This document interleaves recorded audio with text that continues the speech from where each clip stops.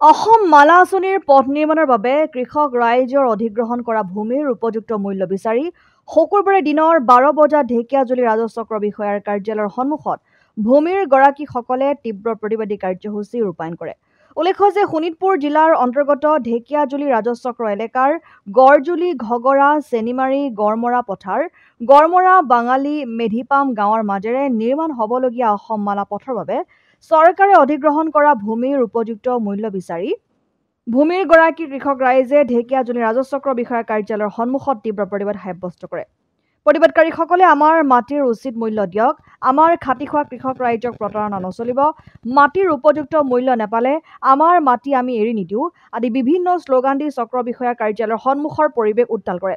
পিছলৈ গড়মৰা, পানবাৰী, চেনিমাৰী ভূমি সুৰক্ষা সমিতিৰ সভাপতি বিকাশ চুৰিন আৰু সম্পাদক চাবিয় চৰেনৰ স্বাক্ষৰিত এখনি স্মাৰকপত্ৰ ঢেকিয়াজুলি ৰাজচক্ৰ বিষয়া নয়ন পাঠকক প্ৰদান কৰে। আমি এইটোৰ কাৰণে আজি ৰাইজে ইয়াত চক্ৰ বিষয়াৰ কাৰ্যত উপস্থিত হৈছোঁ, কাৰণ আমাৰ অসম মালা যোনটো ৰাস্তা গৈছে আমাৰ মাটিৰ ওপৰত পৰিছে, সেই মাটিৰ উচিত মূল্য আমি হিতাধিকাৰীসকলে আমি পোৱা নাই। কাৰণ চৰকাৰী লেণ্ড ভেলু দিছে 86,250 rupees পাৰ বিঘা।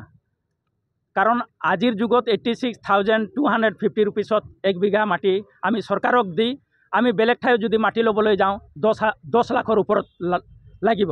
সেয়েহে তেতিয়াহ'লে আমি চৰকাৰক কেনেকুৱা আমি 86,250 rupeesত আমাৰ নিজৰ বাপতিক সম্পত্তিটো কেনেকুৱা আমি চৰকাৰৰ হাতত আমি গতাই দিম। সেইটোৰ কাৰণে আমি আজি এই চক্ৰ বিষয়ৰ কাৰ্যত আমি সকলো ৰাইজ আমি উপস্থিত হৈছোঁ। ঢেকিয়াজুলিৰ পৰা প্ৰশান্ত বৈশ্যৰ ৰিপৰ্ট, অসম আদিত্য।